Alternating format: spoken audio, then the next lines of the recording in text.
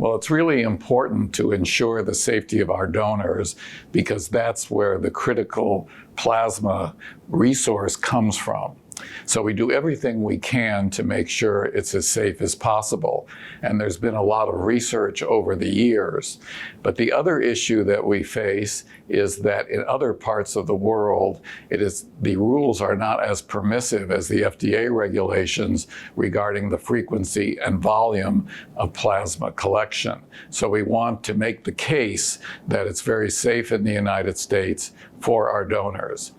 And there are some innovations in, for example, the collection equipment and the nomograms that are used to control the volume. So we want to focus continually on how things are changing and to make sure it's perfectly safe for our donors and to be able to make the case to them and also globally on how safe our industry is and how our donors are participating in this critical material.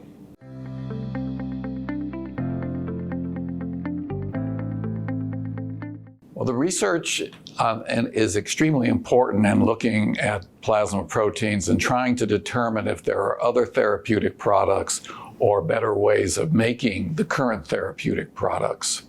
There are all these proteins in plasma, and there are many patients who have deficiencies in these proteins. So if the concentration of that protein is sufficient that we can harvest it and fractionate the plasma, then we can create new therapies to help more patients.